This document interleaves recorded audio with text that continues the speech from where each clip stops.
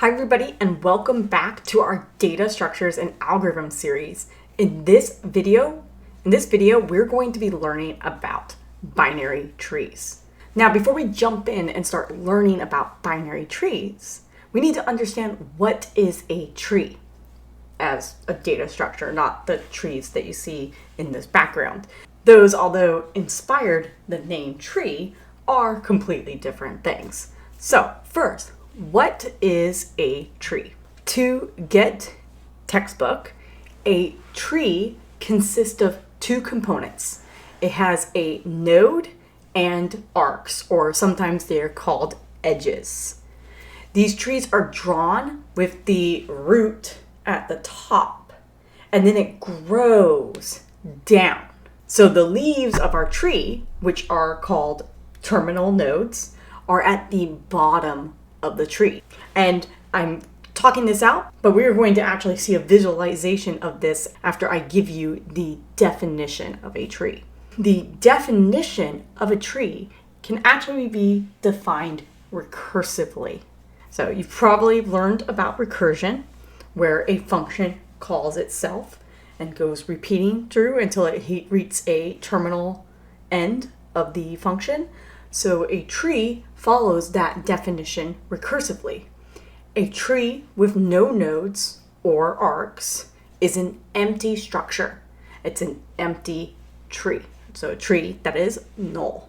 If we have a set of disjoint trees, we can just say from T1 to K, the trees whose root has the roots of T1 to TK as its children is a tree. When we have our tree, it can be a subset of other trees.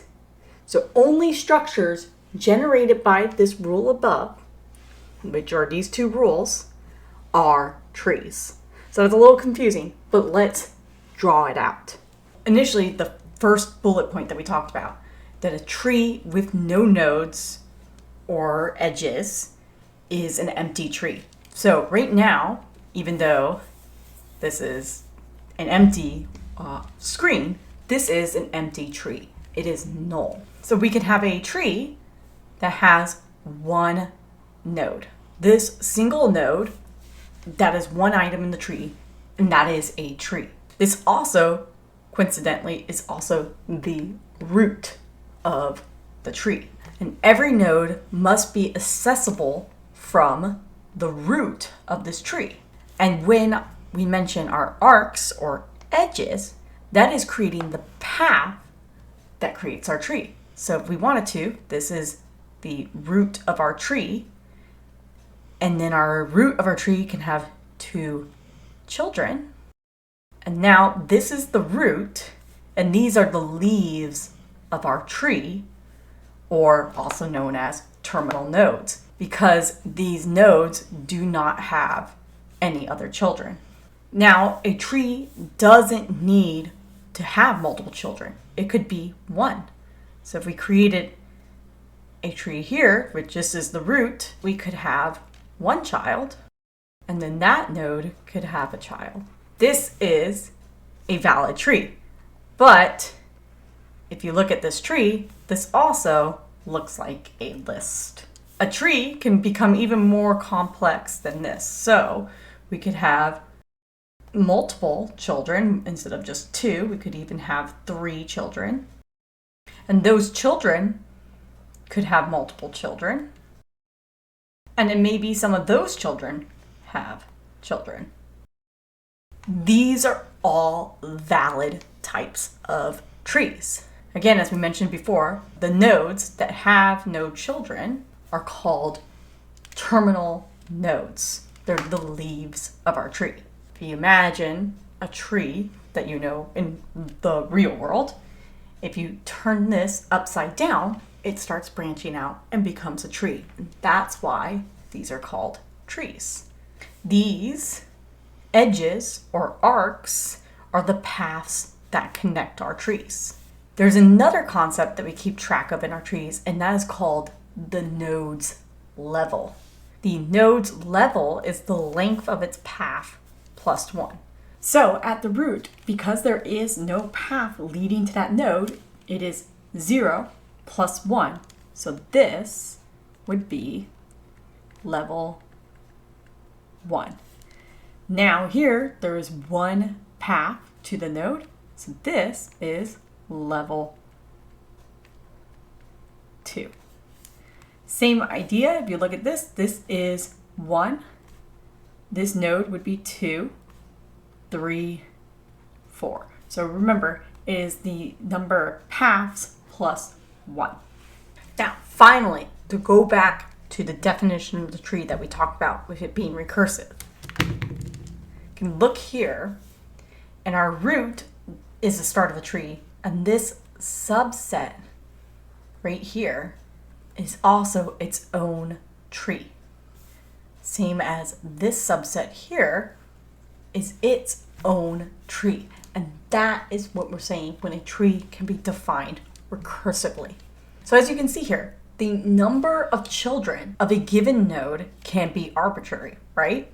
It could have no child, where it's just the root, so it has no children. It can have 2, it can have 1, it could have 3, it could have 10 or 20.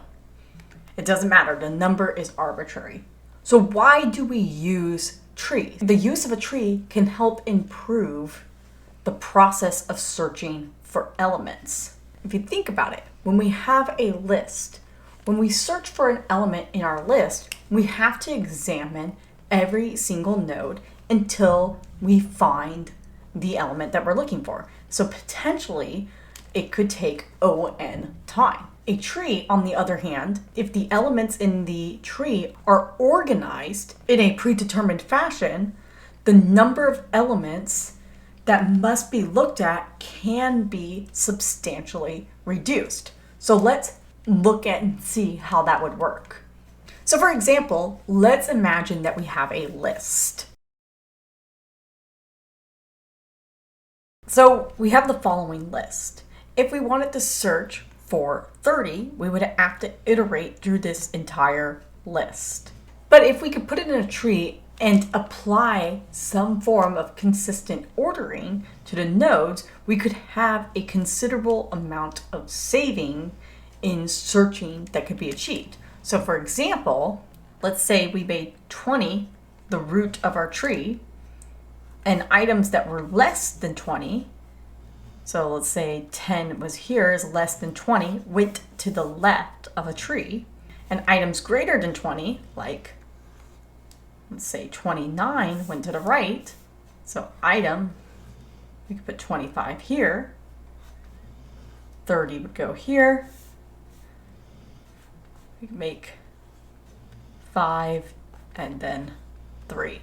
Now when we search for 30, we know it's greater than 20, so we start looking at the right, and we know it's greater than 29, so we end up at 30, and we found it now looking 3 times instead of 7 times. And that's how we save time.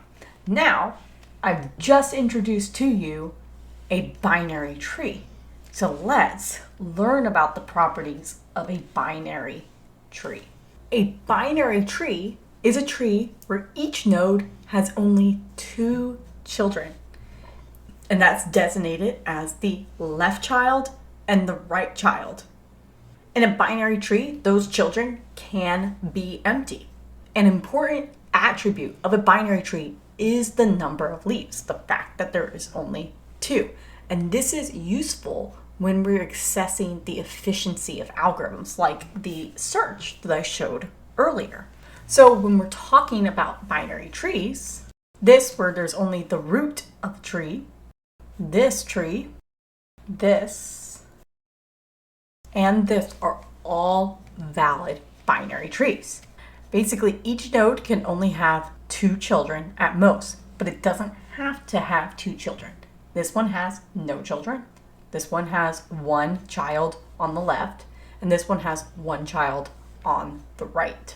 And as I mentioned earlier, the level of the node is the number of paths between the root plus 1. So then, at the root, it would be level 1. So all the roots of our binary trees are at level 1 because there's no path to them. 0 plus 1 makes it level 1. And then all of these are at level 2. So as you can see, the level is the number of connecting paths plus 1. Just reiterating what we went through before. We can actually now approximate leaves on each level. So let's start off with a binary tree here. At level 1, we know that's the root of our tree, and that means that there would only be one node at the root to our tree. We can actually then say 2 to the 0, which is equal to 1. There's one node at level 1. So here we're actually, and this is why it's important when we're talking about defining our levels as the number of paths plus 1. Number of path is I plus 1, and that's what our level is. So here the number of paths is 0, so 2 to the 0 equals 1. Here the number of paths is 1. So we can actually say 2 to the 1 is equal to 2. And that is true in this case because our non-terminating node has 2 children. At level 3, there are 2 paths or 2 edges. So you can say 2 to the 2, which is equal to 4. There are 4 nodes at level 3. In this binary tree, every non-terminating node has 2 children. This is known as a complete binary tree. So in a complete binary tree, all non-terminal nodes have both children and all the leaves are at the same level. So now that we've reviewed this, let's see if there's a way that we can find out how many nodes are in a tree.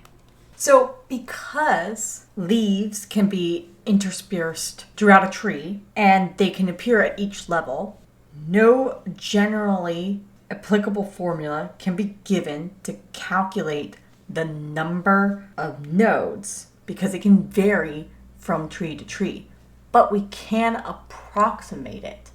So for all non-empty binary trees whose non-terminal nodes have exactly 2 non-empty children, the number of leaves, m, is greater than the number of non-terminal nodes, which could be called k. And m equals k plus 1.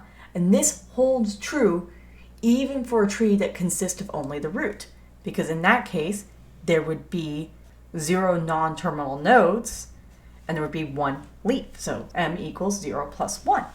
It also holds true for a certain tree that would have m equal k plus 1, and then we attach 2 new leaves to one of the non-terminal nodes, and we will draw that out. So let's say we have a binary tree. So in this binary tree, we have k non-terminal nodes. These are our non-terminal nodes. So we can say our non-terminal nodes is k. And we have m leaves. So these are the leaves of our tree. If we attach 2 leaves to this tree, so let's say we attach 2 leaves to this now makes this node not a terminal node. It is a non-terminal node. So it adds 1 to k. It subtracts 1 from m, but then we added 2 more leaves. So m minus 1 plus 2 equals k plus 1 plus 1.